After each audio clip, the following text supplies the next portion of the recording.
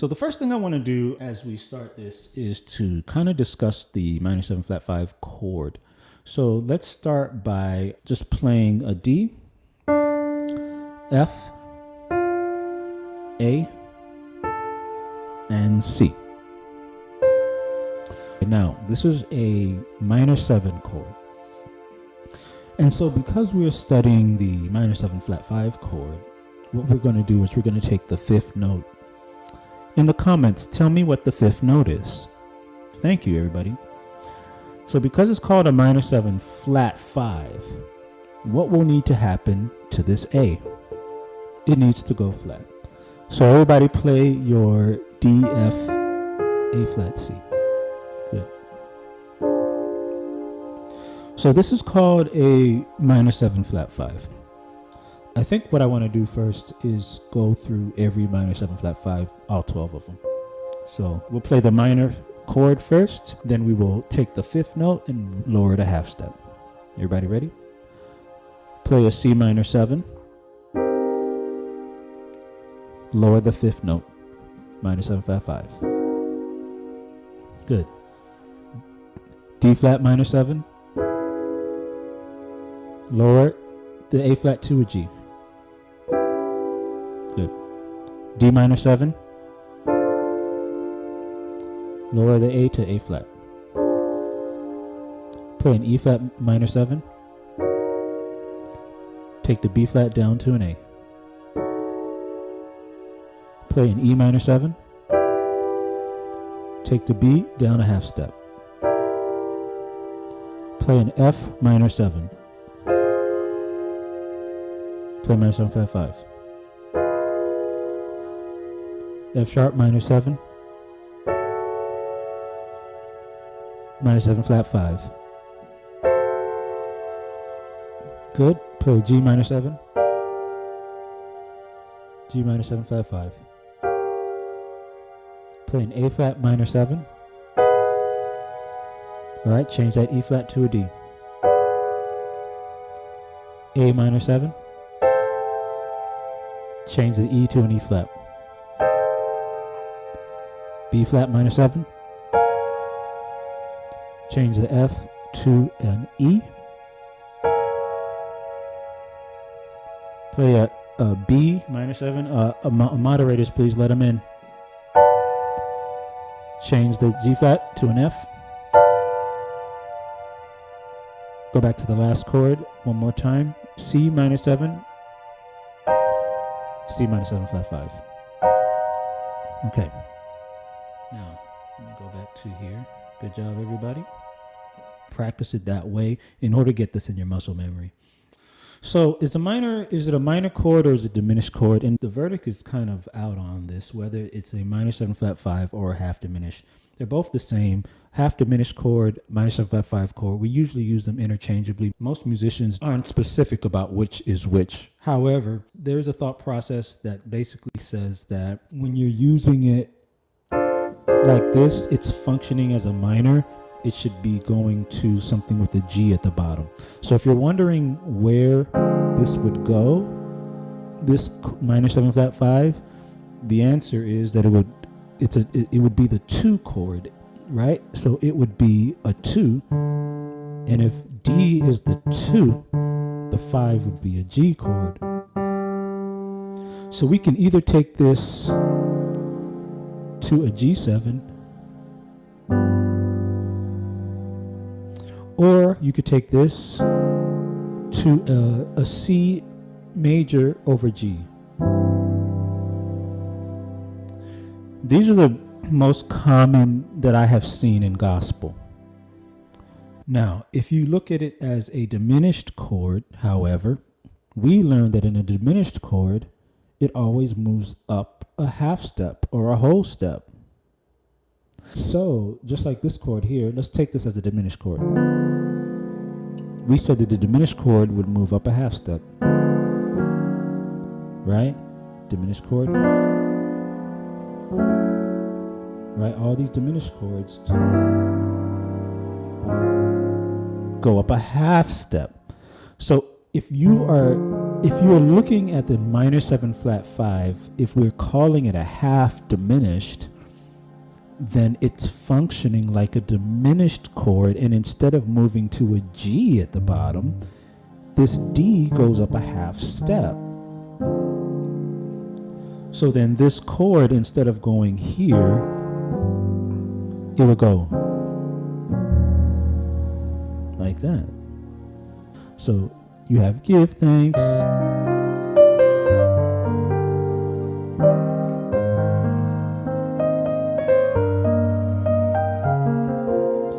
His son. Right? So here I'm using the minor 7 flat 5 to go up a half step.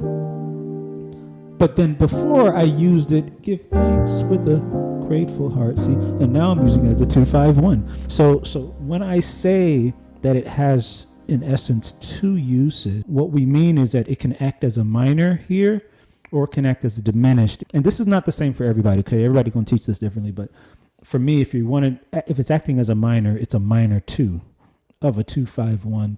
And if it's acting as a diminished, you're going up a half step. You may be asking, how should I practice the minor 7 flat 5 as a novice level musician? If you're a novice level musician on the roadmap, I don't think you should be studying the minor 7 flat 5 chord. I feel like you should be studying triads if you're at the novice level.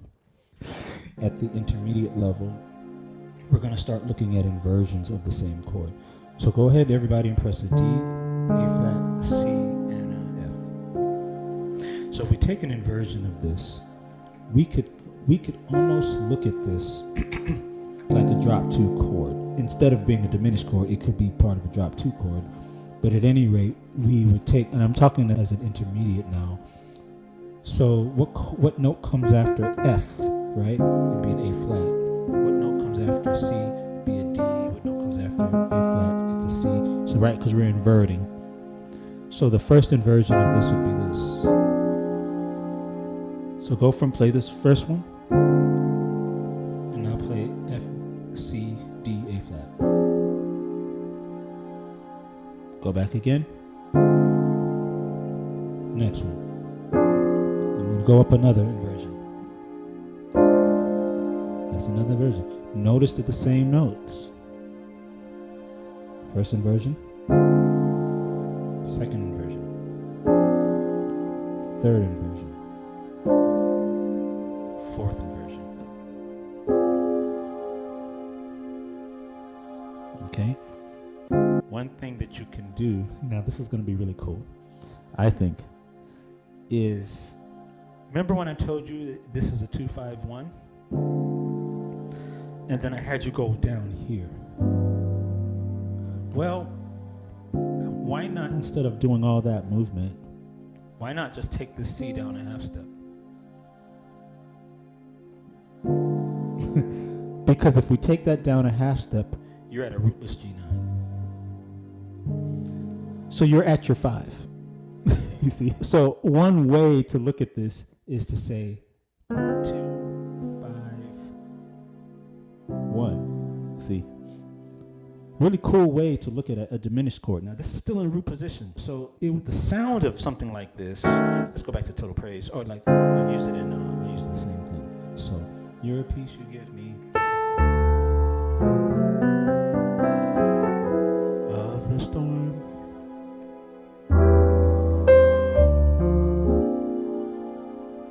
And then check this out. You are, see, it sounds so much better because the less movement I could use to invoke the same sound would sound really great. So instead of going, you are, I'm like, right? So I have the same sound because taking this C to a B is my 5 chord. Okay? It is the 5 chord. The cool thing about this is if you know your inversions, see, now you use the inversions as part of your improv.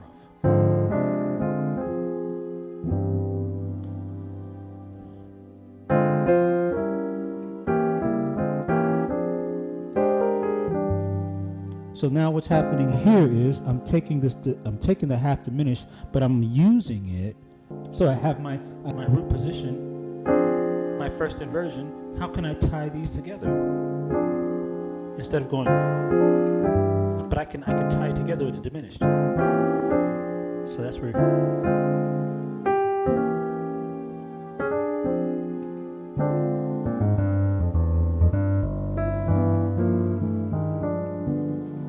Yeah, I approach it with a full diminished, right?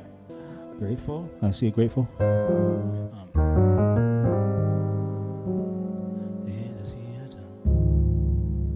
And then, see, minor 755. Yes, that's another one, right? Grateful, grateful, grateful, grateful. I have my minor 755 here. Grateful, grateful. Right, there it is, what I was telling you before. Grateful, great. Approach this minor 755 here, fully diminished, half diminished, fully diminished, inverted. But I have to know my inversions in order to pull that off, right? So this is the reason why I build up the playing, because you have to know your inversions. Before people just ask me for the movement, and I'm like, no, don't get the movement, get the inversions. I want this first inversion, second inversion, right? And then tie the inversions together with the diminished, right?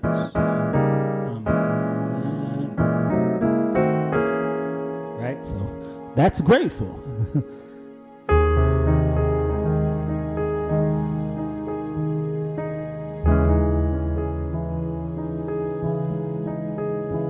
I'm thinking of the minor. Grateful, grateful.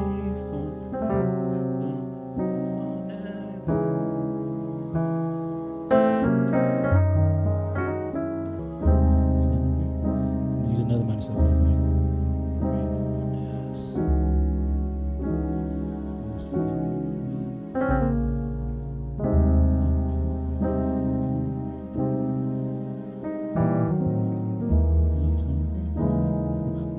Now, keep in mind what's happening here. Let me go to an easy key.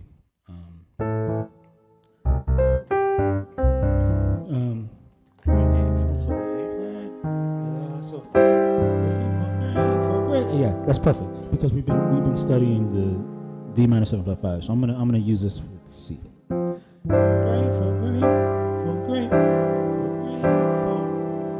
Grateful. Okay, so now we're on a minor 755. All the movements we're doing are based off this minor 755. So if you just play a C chord over G, and you play a D minor 755 over G, those are the grateful chords. This is how you start. Let's play the C again.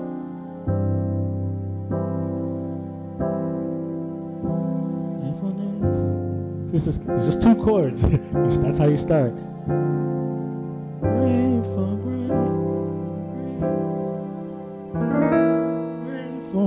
So, wait, Sean, what'd you just do? I like that. Well, but I told you.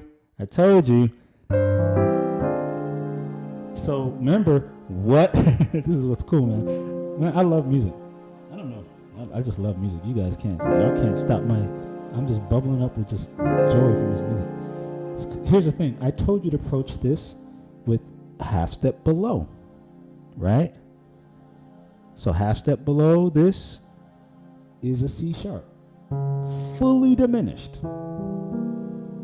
So the first thing I'm trying to do is say, okay, I know I can play a C diminished 7 in any inversion to approach my minor 755.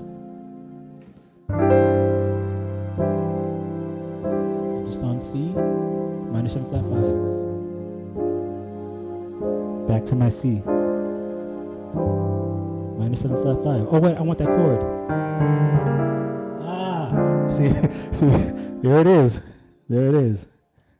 So this approaches my minor 755 because it's a half step below. So I'm not sure I totally understand the question. Can you repeat it? So you were saying the first part you said was we can interchange like a minor 755 with the minor chord. So I'm thinking like if I'm in a key or minor chords that are already present are three, 2, 3, and 6, right? And so if I interchange those, because I'm thinking of a larger movement, but if I interchange those and make those the minor 7 flat 5, I can still approach those with the fully diminished. Yeah, for sure. Yeah, because I wanted an approach to practicing. Like in a key, if I was going to practice it in the key of D, like I wanted to be focused on going to the E, the F sharp, and then the B, right? Yeah. I mean, if you like the way that it sounds, I mean, because everything's personal. So there's some things I did today that some people aren't going to really care for. But if while I was playing, those of you who like the diminished sound, where I was moving from diminished to half diminished, and you know that you like that sound, I definitely would say add that, because you can add it before. Not only can you add it before any minor 7 flat 5, everybody, you could add it before any minor 7 flat 5 in any inversion of the minor 7 flat 5. Okay. And remember, a minor 6 is an inverted minor 7 flat 5, right, Maury? Which means I can also approach that So with there you go.